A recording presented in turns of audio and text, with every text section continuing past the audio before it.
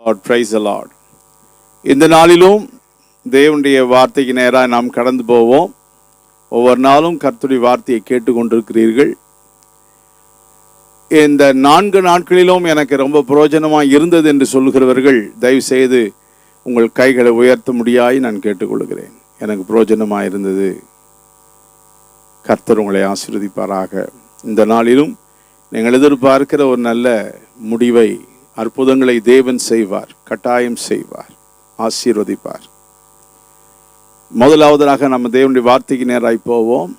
லூக்கா 19ஆம் அதிகாரத்தில் சகைவே என்ற ஒரு பணக்காரன், ராஜாவுக்கு வரி வசூலிக்கிற தலைவன். அவனுக்கு தமிழில், இந்தியில் நம்ம தமிழ் வார்த்தையை எடுத்து போட்டிருக்காங்க ஆய் பவன் என்று. அண்ணனரில் ஆய் பவன். தமிழில் வரி வசிக்கிறவனு பேர் ஆயக்காரன். அப்போ நல்லா தெரியுது, தமிழ்லேருந்து தான் இந்திக்கு போயிருக்குதுன்னு நல்லா தெரியுது. அப்படி ஒரு ஹெட் கலெக்டர், டாக்ஸ் கலெக்டர், நிறைய கமிஷன், ஆடு மாடு, பல பணங்கள், அவருக்கு நிறைய கமிஷன் கிடைக்கும். அதில் he became very rich, ரொம்ப செழிப்பாயிட்டான்.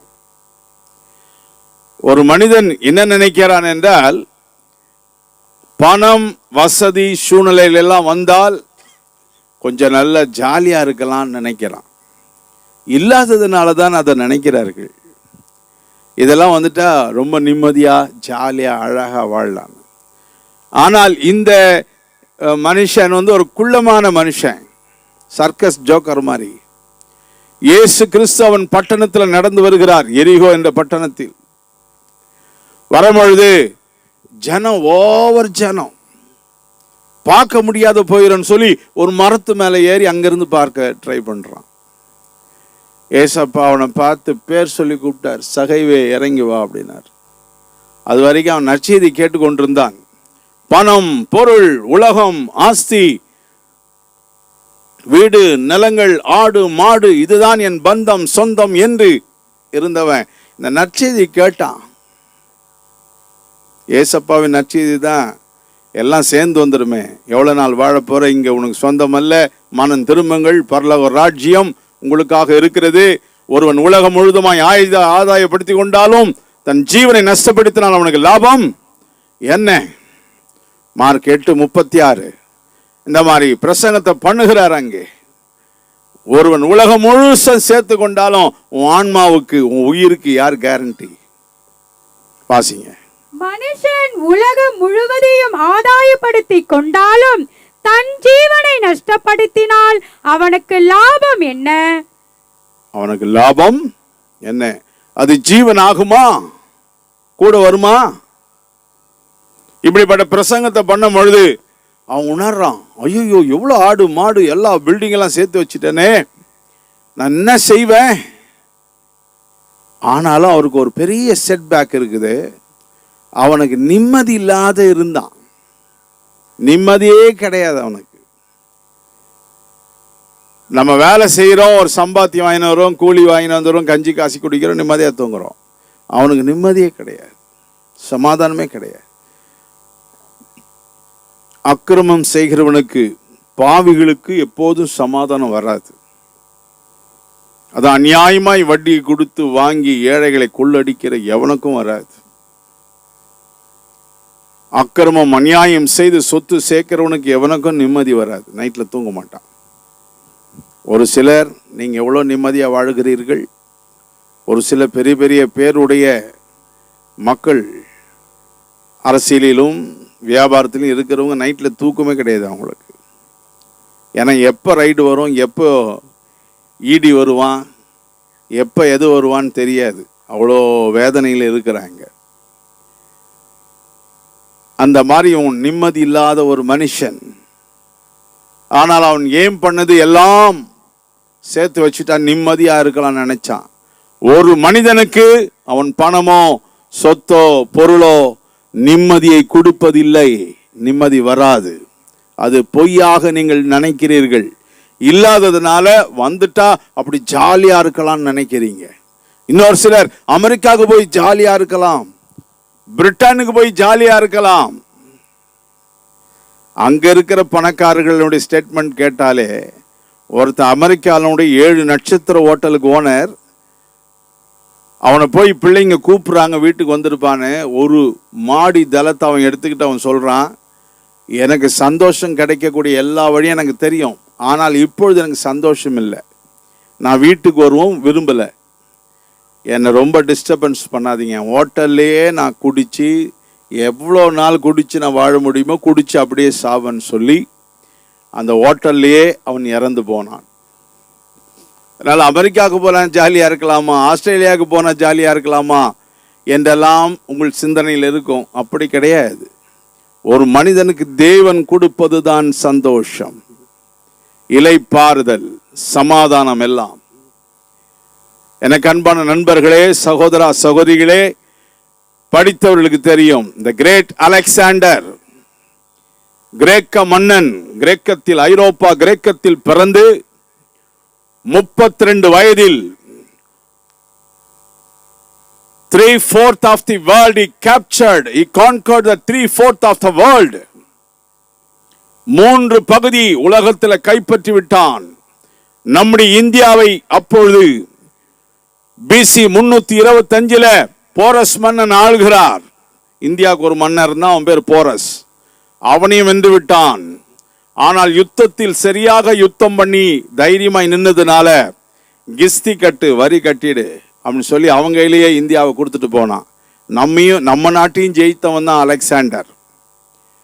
அவன் பாபிலோனை ஜெயித்து 32வது வருஷத்துல உலக புகழ்பெற்ற மன்னனாய் கொடி அசைத்து கொண்டிருக்கிறான்.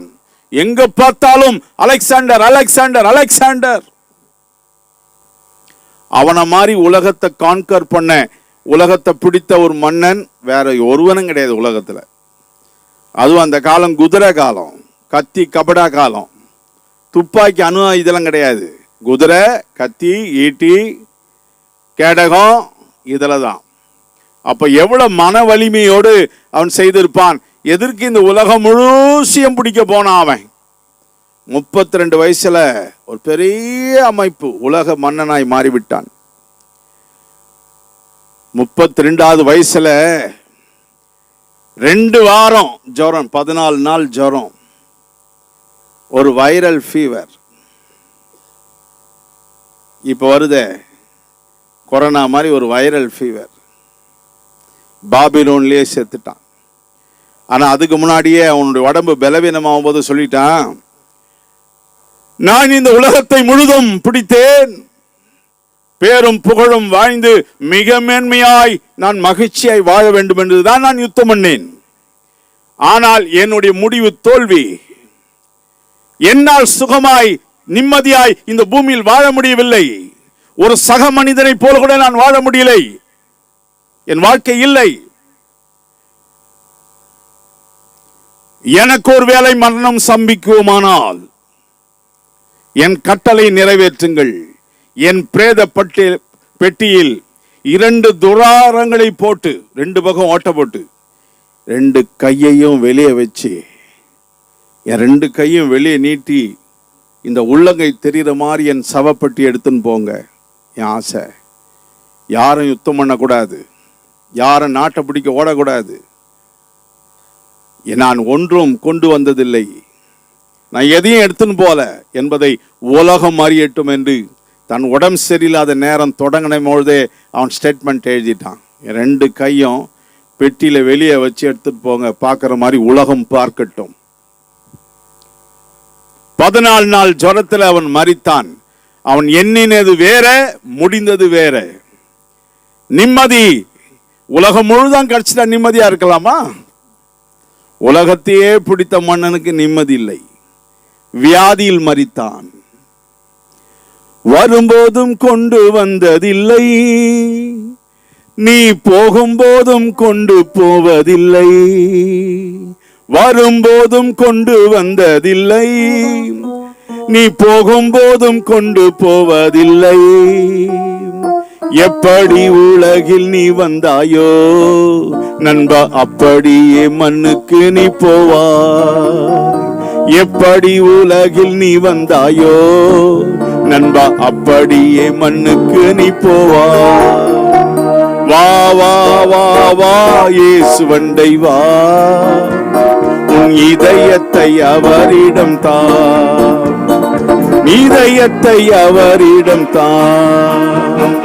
வா வா வா வா இயேசுவண்டை வா, உன் இதயத்தை அவரிடம் தா, உன் இதயத்தை அவரிடம் தா.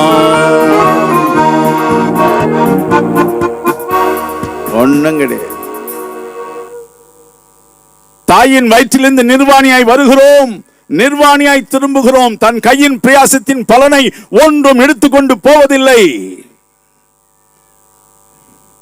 வேதம் சொல்லுகிறது, கையின் பிரயாசத்தின் பலனை ஒன்றும். காயமே இது பொய்யடா, காற்றடைந்த பையடா, நாயனார் குயவன் செய்த மண்பாண்டு ஓடடா. காயமே இது பொய்யடா, காற்றடைந்த பையடா, நாயனார் குயவன் செய்த மண்பாண்டு ஓடடா.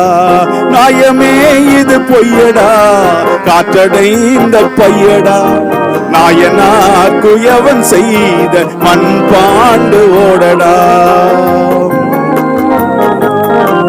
ஒரு மண்பாண்ட ஓடு வாழ்க்கை, இது பொய்யடா. நம்முடைய சித்தர்கள் எழுதுகிறார்கள், ஒரு காதர்ந்த ஊசியும் கடை வீதிக்கு வராது கான்.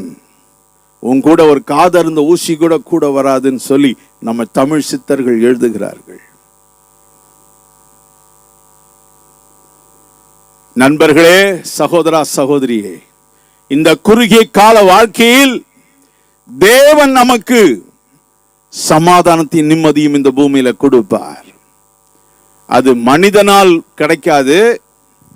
சில பேர் தண்ணி அடிச்சு ஜாலியா இருக்கலான்னு பார்க்கறான், கடைசியில குடலும் ஈரலும் போயிருது. சில பேர் கெஞ்ச அடிக்கலான்னு பார்க்கறான், நுரையீரல் போயிருது. பணம் கொடுத்து தன் சரீரத்தை அவன் வேதனைப்படுத்தினால்தான் அவனுக்கு கொஞ்சம் சந்தோஷம், கொஞ்ச நேரம் சந்தோஷம். ஆனா அது தேவன் கொடுக்கிற சந்தோஷம் கெஞ்சா வேணாம், தண்ணி வேணாம், உடம்ப கெடுக்க வேணாம், எதுவும் பண்ண வேணாம், எப்போதும் உன் இதயத்தில் இருக்கும் தேவ சந்தோஷம். ஒரு மனிதனுக்குள்ள அதை தேவன் தருவார். வருத்தப்பட்டு பாரம் சுமக்கிறவர்களே, நீங்கள் என்னிடத்தில் வாருங்கள், நான் உங்களுக்கு இளைப்பாறுதல். அந்த சகைவை கூப்பிட்டார். கூப்பிட்ட உடனே அவனுக்கு ரொம்ப சந்தோஷம். ரொம்ப, நான் உங்க வீட்டில் தங்க போறேன் பண்ணிட்டாரு. சும்மா குடு குடு குடுன்னு போறாரு. எசப்பா, என் சொத்துல பாதியே நான் ஏழைகள் கொடுத்துட்றேன். அநியாயமா நான் வாங்கியிருந்தா அதில் பிரமாணத்தில் என்னன்னா, ஒன்று வாங்கினா 4 கொடுத்துடணும். ஒரு ஆடு வாங்கினா 4 ஆடை நான் கொடுத்துட்றேன், எல்லாம் கொடுத்துட்றேன். எனக்கு இந்த ரட்சிப்பு வேணும், இந்த பரலோக ராட்சி வேணும், இந்த பாவ மன்னிப்பு வேணும் என்று பேசிக்கினே போறான். ஏசப்பா சொன்னார், இன்றைக்கு உனக்கு ரட்சிப்பு வந்தது. இன்றைக்கு உனக்கு ஏன் அதெல்லாம் கொடுத்துட்றேன்றான்னா, அவன் கேட்ட வார்த்தையும் அர்த்தத்தையும் அவன் இதயத்தில் ஏத்து நம்பும் போது அவனுக்கு கிடைச்ச சந்தோஷம் ஆடு மாடு சொத்துல கிடைக்கவே இல்லை. எல்லாத்தையும் கொடுத்துட்டான். எல்லாம் பார்க்கறாங்க, அடாடா பயங்கர கொள்ள அடிக்கிறவனாச்சே, ரவுடி கூட்டத்தை கூட வச்சிருப்பானே இந்த குள்ள, இப்ப ஆடை கொடுத்துறான், மாடை கொடுத்துறான், வாங்கின சொத்தெல்லாம் கொடுத்துறானே. ஆச்சரியப்படுறாங்க. ஒன்னும் இல்லப்பா, ஏசு அவன் வீட்டுக்கு போனாருப்பா, ஆளே மாறிட்டான்பா. அவனை கேட்டிருப்பாங்க, என்ன சார் எல்லாத்தையும் கொடுத்துறீங்க? ராஜாவுடைய ஒத்தாசை பெற்றவன், இன்ஃப்ளூயன்ஸ் பெற்றவன், சீஃப் கலெக்டர்னா, வரி வசூலிக்கிறவனா, அதனால வெயிட் அவர். ரவுடிஸும் தேவைப்பட்ட இராணுவ வீரர்களும் வருவாங்க, அதனால அவனை யாரும் அசைக்க முடியாது. எல்லாம் மாறிட்டீங்களே, என்ன சார் என்ன சார் என்ன சார்?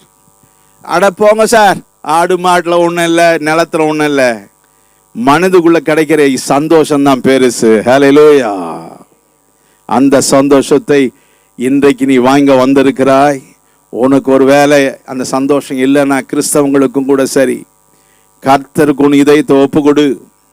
இந்த உலகத்தை நம்பி, பணத்தை நம்பி, படிப்பை நம்பி அந்த பெருமையில உன் வாழ்க்கை கொண்டு போனீங்கன்னா கிடைக்காது.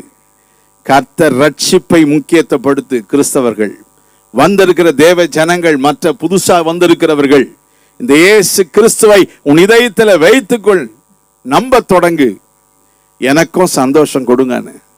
உலகம் கொடுக்காத சந்தோஷத்தை, சமாதானத்தை இயேசு உனக்கு கொடுக்க விரும்புகிறார். நண்பா, சகோதரா, சகோதரியே, அந்த சந்தோஷத்துல தான் இந்த பூமியில வாழணும், அந்த சமாதானத்துல தான் வாழணும். அப்படி வாழலன்னா, நிம்மதியற்று நீங்கள் வாழ்வில்லைனால் இந்த வாழ்க்கைக்குரிய அர்த்தங்களை நீங்கள் தொலைத்து வாழ்கிறீர்கள் என்று அர்த்தம். You losing the life value. வாழ்க்கையினுடைய தத்துவத்தை நீ இழந்து வாழ்கிறாய். பணம் பொருள் இருந்தாலும் சரி, உனக்கு இந்த நிம்மதி சந்தோஷம் வேணுமே. அந்த சந்தோஷம் சமாதானம் இல்லாம உன் வாழ்க்கையில் வாழ்ந்து கொண்டால் என்ன பிரயோஜனம்? ஒரு பிரயோஜனம் இல்லையே. ஒருவேளை அந்த சந்தோஷம் சமாதானத்தை உன் பாவம் கெடுத்திருக்கும், உன் அக்கிரமம் கெடுத்திருக்கும், சாத்தான் கெடுத்திருப்பான். பலவிதமான தரித்திரமான வறுமை, தரித்திரம் உன் வாழ்க்கையில் ஏற்பட்டது, கெடுக்கப்பட்டிருக்கும். எந்த காரணத்தில் இருந்தாலும் தேவன் மாற்றி அமைக்க வல்லவர். தேவன் இந்த இரவு அதை மாற்றி அமைக்க வல்லவர். நண்பா, சகோதரா, சகோதரி, அந்த சந்தோஷத்தில் வாழ்வதுதான் வாழ்க்கை ரொம்ப நல்லா இருக்கும். அதனால தான் கிறிஸ்தவர்களை பார்த்து சில பேர், சில ரொம்ப தண்ணி அடிக்கிறவங்க ஒரு நாள் என்ன கேட்குறான், சார் உங்களுக்கெல்லாம் ஜாலியாக இருக்க மாட்டீங்களா? எப்பவுமே பைபிள் இந்த மாதிரி இருக்கிறீங்களே, ஜாலியாக உங்களுக்கு இருக்க தெரியாது. நான் சொன்னேன், நான் எவ்வளோ ஜாலியாக இருந்தேன்னு உனக்கு தெரியுமா அப்படின்னு. என்னடா நம்மளை மாதிரி பேசுகிறாரு நண்பா, நான் கட்டிங்கா கோட்டுறா அப்படின்னு. என்னடா நம்ம பாஷையும் பேசுகிறான்னு. ஓ, உனக்கு தெரியாததையும் நான் சொல்ல, டிம்பு 14 வயசுலேருந்து குடிக்க தெரியும். இவன் நேற்று குடிச்சிருப்பான்னு வச்சுக்கா, டிம்புடா அப்படின்னு யோசிக்கிறான். டோபு, டிம்பு, பொட்டலம், அவன் என்ன நினைச்சிக்கிறான், உலகம் எனக்கு தெரியலன்னு நினைக்கிறான். நான் சொன்னேன், 14 வயசுலேருந்து 21 வயசு வரைக்கும் எல்லாம் டேஸ்ட் பண்ணி பார்த்து இது நல்லா இல்லைன்ட்டு இதில் வந்துட்டேன் அப்படின்னா. யோ, பிச்சை எடுத்துன்னு போகிறானுங்க. 225 ரூபாய் ஒரு கட்டிங்கு, 2 கட்டிங் 2 பேரும் சேர்ந்து போய் வாங்குறானுங்க. எப்படி அன்பாயிடுறானுங்க அங்கே போய், பிராந்தி கடையில் போய். இவன் 125, அவன் 125 போட்டு வாங்கி ஒரு குவார்டர் வாங்கி பிரிச்சுக்கிறானுங்க. அது வரைக்கும் பிச்சை எடுக்கிறானுங்க, 10 ரூபா கூட 20 ரூபா கூட அப்படின்னு. இது நமக்கு தெரியாது நினச்சினுக்கிறான். இதெல்லாம் சொன்ன நான் கட்டிங்கா குவார்டரா, டிம்பா டபால்ட்டா, பிச்சையா இல்லை கூலியா, கூலி பணையா பார்க்குறான். என்னடா நம்ம பாஷெல்லாம் கிளீனாக சொல்கிறாரு, ஏய் உன்னுடைய எல்லா காரியம் எனக்கு தெரியும், இது 2 மணி நேரம் நிற்கும், மறுபடியும் இடுப்பில் வச்சு என்ன செய்யணும், இடுப்பில் வச்சுன்னு ஊற்றுறதுக்கு மக்கு இல்லை. கட்டிங் போட்டானா குவார்டர் இன்னொருத்தவங்க கொடுத்துட்ருப்பான், போட முடியாது. மறுபடியும் யாரையாவது போய் கெஞ்சி கூத்தாடினா தான் இன்னொரு கட்டிங் போட முடியும். இதெல்லாம் சந்தோஷமா? கிடையவே கிடையாது. தேவன் இப்போ நமக்கு எங்களுக்கு கொடுத்துருக்கிற சந்தோஷம்லாம் எந்த நாளும் மாறுறதே இல்லை. ஹல்லேலூயா. இப்போ நான் சாப்பிட்டு 2 நாள் ஆகுது, நேற்று நீங்கள் நைட் தான் சாப்பிட போகிறேன். சாப்பாட்டுனாலையும் சந்தோஷம் வரப்போகிறது இல்லை, பணத்தினாலையும் சந்தோஷம் வராது. எல்லாம் பொய்யா நீங்கள் நினைக்கிறீங்க. தேவ சந்தோஷம் சாப்பாட்லையும் வராது. கறி, மீன், முட்டை, எறா, சொரா, புறான்னா அதுக்கு ஒரு பேச்சு பேசுவான். எல்லாம் அடிதடியில் பிரிந்தவன் ஆட்டுக்கறியில் ஒன்றா சேர்ந்துருவான். அடிதடியில் பிரிஞ்சவன் ஓய் இனிமேல் உன் மூஞ்ச பார்க்க மாட்டான்டான்வான். அங்கே தலைக்கறி போட்டி காலுகள் வெட்டி கிட்டி எல்லாம் குழம்பு ஆக்கும் போதே என்ன மச்சான் அது சரி என்ன பண்ணுறது, எல்லாம் சகஜம்தான், என்ன நல்லாக்கிறியா வாமாமே. அடிதடியில் பிரிகிறவன் ஆட்டுக்கறியில் ஒன்றா சேருவான். அந்த ஆட்டுக்கறி துண்ணு முடிச்ச பிறகு மறுபடியும் பிரச்சனை பண்ணுவான், கை காயறதுக்கு முன்னாடி. இதெல்லாம் சந்தோஷம் இல்லை, சமாதானம் இல்லை. நாங்க சொல்ற சந்தோஷத்தை நான் பக்காவா பிராந்தியிலேருந்து சாராயத்திலேருந்து எல்லாத்தையும் அனுபவிச்சு பார்த்தவன். இந்த சந்தோஷம் போல எந்த கெட்ட பழக்கமோ சினிமாவோ மனுஷனோ மனுஷியோ யாரும் கொடுக்கவே முடியாது. அதனால தான் கிறிஸ்தவத்துக்குள்ள உள்ள போறான் பார், மறுபடியும் ரிட்டர்ன் ஆக மாட்டான், அப்படியே போயினே இருப்பான் ஒன் வே. ஏன் கிறிஸ்தவத்துக்குள்ள போவாதீங்கன்னு சொல்றான்னா, நல்லவன் ஆயிடுறான். எப்படி ஆயிடுறான்? மறுபடியும் குடிக்கிறதுக்கு பார்ட்னர் இல்லைல்ல. அல்ல மச்சான் போவாதரா போவாதரா, டே எதுக்குடா போற? கிறிஸ்துவுக்குள்ள ஒருத்தன் வந்தான்னா, என்ன ஒரே நாள்ல 6 பேர் திட்டினான் கட்ட கட்ட வார்த்தையில. எங்களெல்லாம் கண்ணீர்ல தவிக்க விட்டு போயிட்டியே. யாரு பாடுவாங்க கானா? யாரு எங்களுக்கு கம்பெனி கூப்பிட்டு கொடுப்பாங்க? டிசைனா பாடுவோம் சென்னையில். அதனால காலேஜ் ஸ்கூல்ல எல்லாம் அமுக்களமா இருக்கும். அவ்வளவு அமுக்களத்தை தாண்டி இந்த சமாதானம் பெருசா தெரிஞ்சது. ஹல்லேலூயா. குறைஞ்ச பேர் 100 பேர் எனக்கு ஃப்ரெண்ட்ஸு. 100 பேர் எப்பவுமே இருப்பாங்க. 100 பேர் படையோடு அங்கங்க இருப்போம். அவ்வளோ பேருடைய அன்பு எனக்கு வெறுமையாய் தெரிந்தது. அதை விட வேல்யூவான சுவிசேஷம் உலகம் முழுதுமாய் கைப்பற்றின அலெக்சாண்டர் சொன்னான், இது அத்தனை வேஸ்ட், நான் செஞ்சது waste. I determined the wrong focus in my life. Let them know, all the people of the world, I left my empty hands in my coffin box. வெறுமையான கையை வெளியே நீட்டி என தூக்கின் போங்க, எழுதுங்கள் ஒன்றும் கொண்டு போகவில்லை என்று. எழுதுங்கள் ஒன்றும் கொண்டு போகவில்லை. நீயும் மாயை நானும் மாயை, காணும் யாவோ மாயையே. நீயும் மாயை நானும் மாயை, காணும் யாவும் மாயையே. மாயை மாயை உலகம் மாயை, சூரியன் கீழ் யாவும் மாயையே. நீயும் மாயை நானும் மாயை, காணும் யாவும் மாயையே. நீயும் மாயை நானும் மாயை, காணும் யாவும் மாயையே. கொஞ்சமாவது கானா பாட்டுக்கு வாசித்தா தான் அதெல்லாம் வரும் அடி. கொஞ்சம் அனுபவம் இல்லைன்னா அது வராது. வேற பற்றி திரும்பி பார்த்தோன்னு தெரிஞ்சிச்சு, அவர் பாவன் டாக்டர் நல்ல பையன். இதெல்லாம் கொஞ்சம் கெட்ட பசங்களாக இருந்தால் தான் அந்த அடி வரும். இந்த அடுத்தவன் அடிச்சா கொஞ்சம் வந்துடும். எனக்கு அன்பானவர்களே, சமாதானம் என்பது தேவன் கொடுப்பது. யார் கொடுப்பது? ஆமா.